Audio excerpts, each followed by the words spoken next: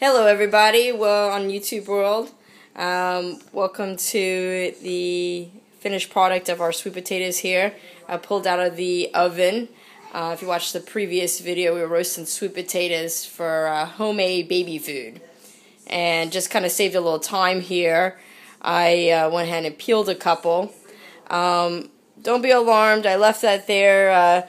That's a little bit of sugar that caramelized. You'll notice as the sweet potatoes start to roast, some of the sugars in them will start to bubble out, and that's why we have the tinfoil. But as you can see, that has no effect whatsoever on the actual sweet potato.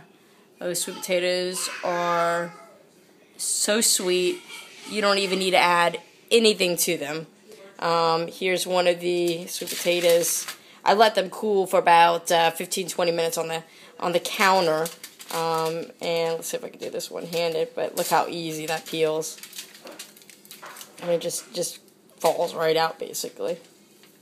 Look at that. Of course, if I had two hands, that would be better. But, guys get the gist of it. So, that's our sweet potatoes. And I've got the food processor right here.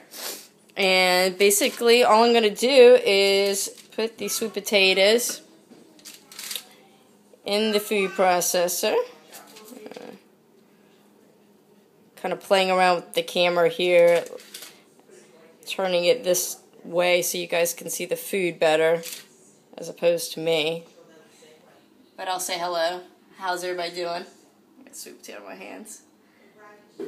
Alright, we have them all in there. We do. Okay, get the lid on.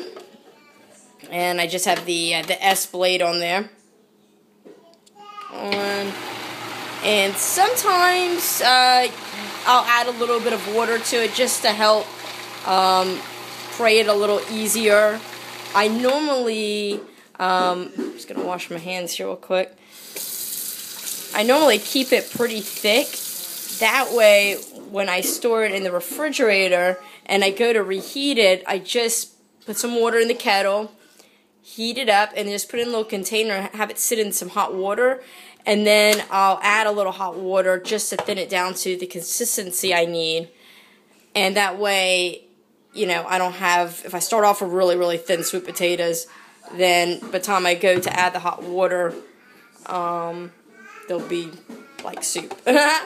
But feel free to heat it up on the stove in a pot. You don't have to do it the way I do it, but I got rid of the microwave a couple months ago just to be a little healthier, and so I've had to find other resources to heat up the food. So that's just pureeing up, real easy. You can add cinnamon to this. Of course, we're doing it for the baby, so I don't add any salt or pepper to it, but a little cinnamon would be really nice.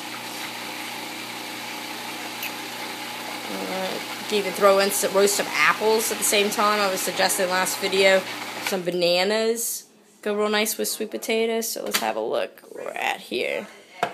Look at that. Oh my goodness. I would eat that up myself. I mean, it's delicious. I know it's not raw, but it's super good and super healthy for you. So I think we're good. Look how easy that was. You know, just roast up your potatoes in the oven. You could throw in some other stuff. You could do a couple things ahead of time if you wanted, so the girls, you know, your children have breakfast, lunch, and dinner. I mean, you could prep it all up in one day, put everything in the oven, just do a roasted vegetable medley for the next couple days. So anyways, thank you very much. I hope you enjoyed these videos. Again, this is part 2 of 2. I wasn't sure how to pause the video. I'm still getting used to all this. And so I apologize how to make 2 separate videos. But anyways, subscribe to these videos. Leave me a comment. Thank you for tuning in. And I will have more stuff to come for you guys. Take care.